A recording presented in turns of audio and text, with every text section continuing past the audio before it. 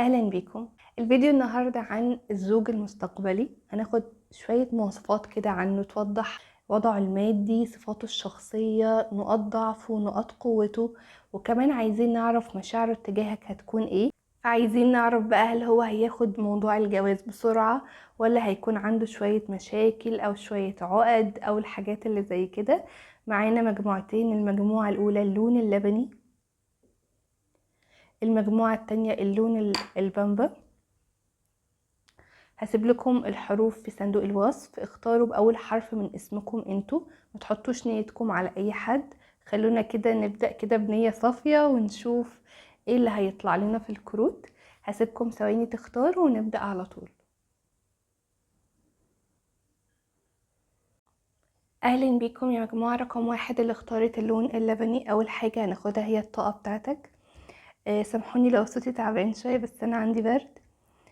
اولا كده انا حاسه او شايفه كده في الاول ان انت عندك حاجه معينه انت بادئها جديده، او ممكن تكون فرصه جايالك، او ممكن حتى تكون مثلا انت عايز تغير شيء في حياتك. بس انا حاسه بالاكتر ان في حاجه ممكن تكون مثلا جوازه، ممكن يكون عندك مناسبه قريب، ممكن يكون في سفريه او وظيفه او حتى علاقه جديده. انت بتحاول تجتهد في حاجة معينة علشان خاطر تكون مستعد للحاجة دي. وممكن كمان تكون انت بتحاول تجتهد اكتر في الروحانية. ممكن تكون هتسافر حج او عمرة. ممكن تكون بتحاول تشتغل على تطهير نفسك اكتر في حاجة انت عايز تكون فيها حلو، عايز تكون فيها نجم، عايز تكون فيها قدها، يعني تكون قد المسؤولية فيها. ممكن تكون بتحاول تخس كمان. ده بالنسبة للطاقة بتاعتك.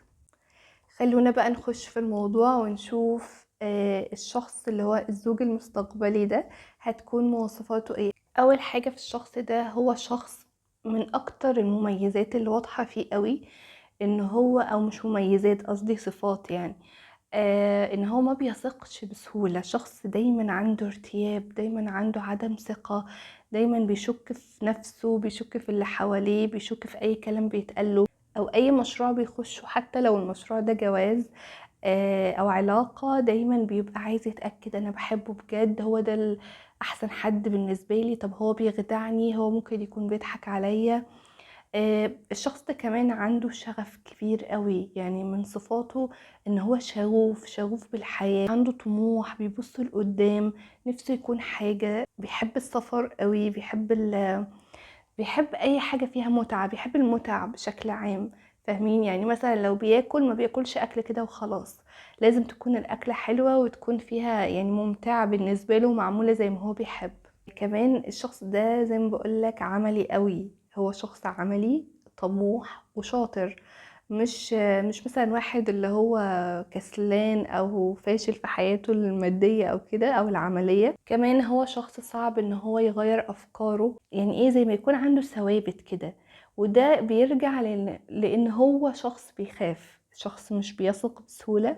فبالتالي ما عندوش يعني ايه الشجاعة في تغيير افكاره قوي. هو متمسك بافكاره قوي، او متمسك بحاجة معينة. ممكن تكون الحاجة دي اهله على فكرة، او مثلا زي ما بقولك كده، مثلا بعض الافكار او عادات او مبادئ معينة هو بيحس بالحماية. او ممكن كمان يكون متمسك قوي بان هو ما بيفتحش قلبه بسهولة. يعني على فكرة الشخص ده مش من النوع اللي هو هيبقى منجرف في مشاعره، رغم ان هو رومانسي. هو مش شخص غير رومانسي مثلا، لا هو رومانسي، بس في نفس الوقت لازم يطمن الاول. فعلى فكرة الشخص ده لما بقولك الكلام ده ليه، لان انت لو ركزت على النقطة دي فيه، ان انت تحاول تطمنه، ما تحاولش ان انت تاخد العلاقة بشكل سريع لما يخش في حياتك.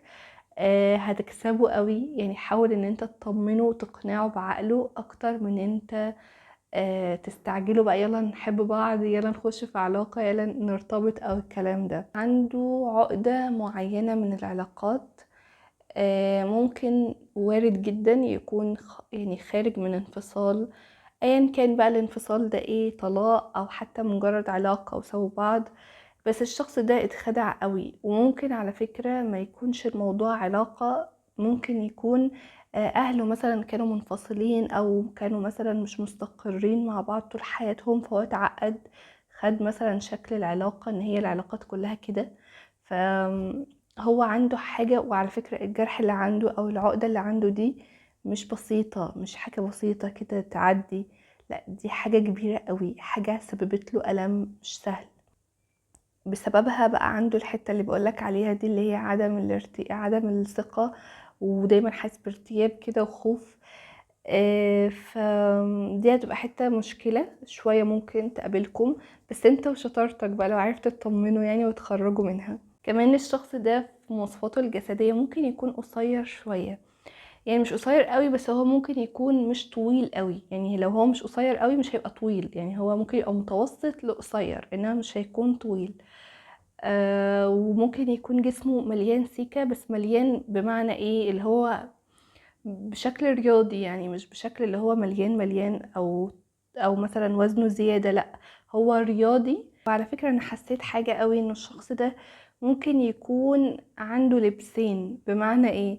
يعني عنده بيلبس زي معين، يعني مثلا حاسه ان هو ممكن يكون ضابط او حاجة زي كده، فلما مثلا بيروح الجيش بيلبس اللبس الجيش. يعني انت ممكن اول مرة تشوفه بزي جيش مثلا، ممكن يكون هو عنده جيش فعلا، اللي هو بيخلص الجيش بتاعه، او هو شغال ضابط في الجيش مثلا، او في الشرطة او ايا كان.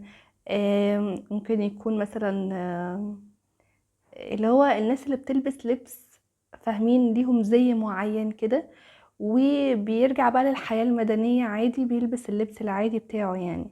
كمان الشخص زي ما بقولك هو رياضي وشجاع. على فكرة هو بقولك هو في صفات عكس بعضها. يعني هو مثلا ممكن اقولك ما عندوش ثقة، بس في نفس الوقت هو مش جبان، يعني هو مش شخص جبان، بالعكس هو مغامر جدا، هو منطلق جدا، هو شجاع جدا كمان. بس الخوف ده دي حاجة مش بتاعتنا، يعني ملهاش علاقة بالشجاعة قوي. هو ممكن يكون زي ما بقولك بيخاف حاجة معينة، بيخاف الحب مثلا. شجاع في حياته، ممكن ينقذ الناس، وممكن يروح مثلا يشتغل في شغلانة بعيدة او شغلانة صعبة، بس في نفس الوقت يخاف من العلاقات مثلا. فالخوف اللي عنده ده هو خوف ان هو ما بيحبش يقرب منه اي حد. وعلى فكرة اغلب الشجعان اصلا دي صفاتهم. الشجاع مش شرط يكون متهور، فهو تلاقيه ايه، ذكي، هو شخص ذكي على فكرة، وبيبقى عارف هو مين بالظبط اللي المفروض يقرب منه او لا. زي ما بقولكم كده ممكن يكون ايه، بيحط حدود، بس مع الحدود دي هو عنده خلفية سلبية شوية، زي ما بقولك عقدة او حاجة خليته ان هو يبقى خايف شوية، واحتمال كبير زي ما بقولك تكون ليها علاقة بالحب والجانب العاطفي. الشخص ده ناجح في حياته العملية قوي، ناجح يعني شاطر، وممكن جدا يكون شغال في حاجة فيها شراكة، يعني مش شغلانة لوحده، ممكن يكون عامل شراكة مع أصحابه، مع قرايبه، مع أيا كان، وناجحين فيها وشطار مع بعض، وهو قائد فيها كمان. يعني هو مش بس مجرد ان هو مشاركهم وخلاص، لا هو قائد فيها وبيحب الشغلانة دي قوي. يعني لما اول حاجة هيقولها لك كده عن شغله، انا بعشق شغلي ده اهم حاجة بالنسبة لي، انا بحبه جدا، كان حلم بالنسبة لي وحققته. فاهمين ازاي؟ مشاعر تجاهك لطيفة قوي، هو هيحبك قوي، هيحبك فعلا يعني. هيتحول من شخص كل حياته الشغل وجد وخصوصا لو هو شغال في حاجة زي ما بقولك ليها علاقة بال بالجيش والحاجات اللي هي بتبقى صعبة دي، هيبقى رومانسي وعكس طبيعته دي خالص. طب نوايات تجاهك هتكون، هياخد الموضوع بسرعة، يعني هيتجوزك ويتقدم لك وكده، ولا هيطلع عينك شوية؟ هيعمل ده بسرعة جدا وهيجي يتقدم لك. ولو ده شخص من الماضي ورجع لك، هو رجع لك وهو بيقولك انا مستعد، انا خلاص مستعد ان انا ابقى يعني راجل كده قدها وقدود واخش معاك في العلاقة بكل قوة، وهيبقى عايز يكمل العلاقة دي قوي. يعني هو على فكرة وارد يكون الشخص ده انت عارفه بالفعل، وهو كنتوا سايبين بعض ورجعتوا مثلا. ولو كده، لو الشخص ده كده، فخد بالك بقى هو ممكن يكون خايف ان انت ترفضه برضو، خايف ان انت ما تقبلش الحب بتاعه تاني، لان هو مثلا جرحك كتير او كده. بس هو هيبقى عايز جواز، هيبقى عايز جواز كمان، مش مثلا علاقة جد. يعني لو ينفع جواز هيبقى عايز جدا تتجوزوا ويظهر ده قدام العالم. يعني لو انتوا مثلا اتجوزتوا في السر قبل كده هيبقى عايزكم تتجوزوا في العلن. وهو بيقولك انا مستعد اخيرا ان انا اقدر احقق يعني حلمنا. انا بقيت حر، انا ما بقيتش مقيد تاني، انا ما بقيتش قلقان تاني. هو هيبقى معاك مش قلقان على فكرة. فاشكركم جدا يا مجموعة رقم 1. ما تنسوش تشتركوا في القناة وتضغطوا لايك، تكتبوا لي تحبوا نعمل فيديوهات الفترة الجاية. اشكركم جدا، مع السلامة. اهلا بيكم يا مجموعة رقم 2 اللي اختارت اللون البامبا او اخترته بالحروف.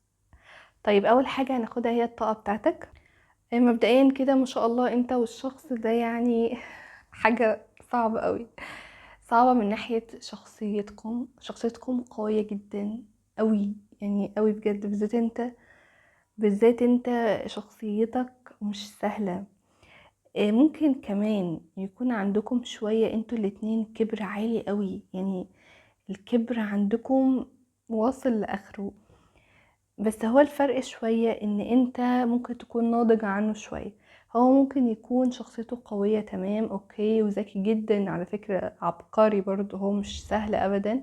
والكبر عنده ما شاء الله، يعني هو عنيد قوي.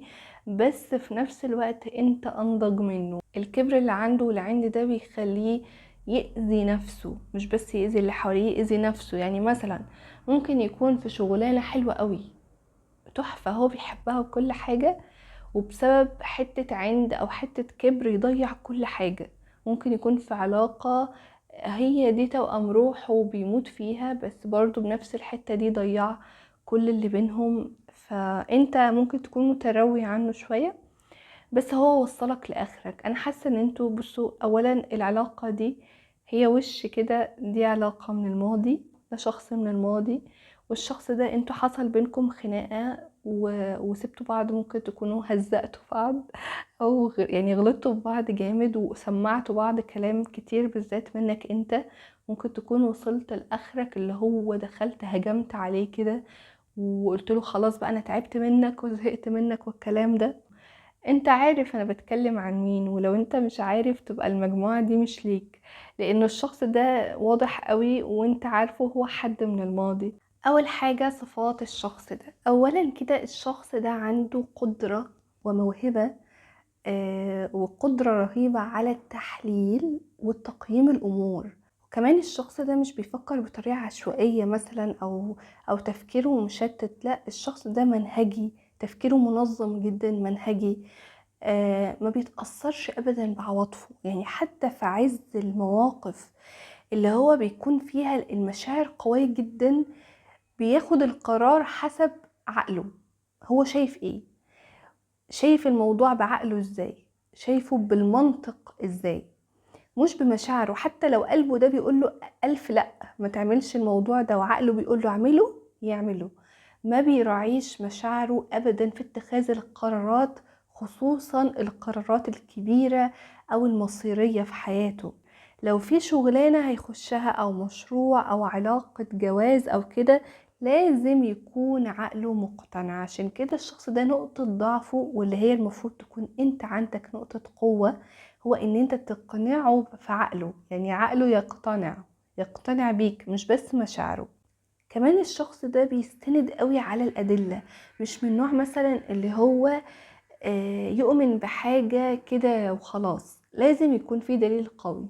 ما بياخدش الأمور مثلا بإحساسه، باستنتاجه، بتوقعاته. مثلا الشخص ده مثلا ممكن يكون أبعد ما يكون عن إن هو يسمع طاروت أو التوقعات أو الحاجات دي. هو عايز حاجات عملية، حاجات مادية، حاجات يعني كده، فاهمين؟ لذلك الشخص ده ممكن تكون يعني تلاقيه شخص متدين أكتر من كونه روحاني. فاهمين الفرق؟ يعني المتدين دايما بيبقى مستند على الدلائل الدينية، العقيدة، السنة، القرآن، الحاجات دي. عكس الروحاني برضو بيؤمن بالكلام ده، ولكن ممكن يفسره بطريقة روحانية، بطريقة خواطر بتجيله، تأملات. هو ما عندوش الكلام ده قوي. يعني هو بالنسبة له الكلام، هتقول كلام يبقى عليه دليل، مش هتقول كلام فيه دليل يبقى اللي انت بتقوله ده كله تخريف مثلا وكلام فاضي. كمان الشخص ده عنده يعني ناقد ممكن يكون كلامه بيضايقك، بس انت كمان على فكرة انت شبهه قوي، انتوا ممكن تكونوا توأم، انت ملك السيوف وهو ملكة السيوف. الفكرة بقى كمان انه الشخص ده زي ما بقولك هو ناقد قوي، فلو هو ناقد قوي انت برضو ما بتسكتلوش، انت بتعرف ترده وبتعرف ترد له كلمة كلمتين. بس هو ده عموما صفة فيه، يعني بما اننا بنشرح الصفات اللي فيه، ناقد لاذع وبيقول الكلام كده يعني في الوش على طول، ما عندوش اي مشكلة، ما عندوش يما ارحميني في نقده او في كلامه. وبيدقق على الكلام اللي بيتقاله، تلاقيه دايما مثلا ايه بياخد الكلام ويقعد بقى ايه يحلله كده، ويشوف بقى المعلومة الصح منه، يشوف إيه اللي غلط، هو كان قصده كده، هو ما كانش قصده كده، هو قال الكلمة دي علشان كده. وذكي، يعني الفكرة ان هو ذكي، يعني مثلا مش بيقول كلام او بيستنتج او بيطلع بنتائج غلط، لا ده هو بيعرف يقرا اللي قصاده صح. هو ذكي جدا على فكرة الشخص ده. كمان مستقل جدا في تفكيره، يعني مش من النوع اللي كلمة توديه او تجيبه، ده ابعد ما يكون عن انه نقول عليه صفة انه ودني مثلا. ودي ميزة خطيرة، هي ميزة حلوة قوي، بس ممكن لو زادت عن حدها يقلب بقى للعيب اللي هو ايه انت رأيك من دماغك، انت فاهمين، اللي هو يمين قوي او شمال قوي، يبقى ودني يبقى رأيه من دماغه وما بيسمعش لحد وشايف ان هو بس اللي صح. بس الشخص ده على فكرة في اغلب الاوقات بيكون صح لان هو فعلا ذكي.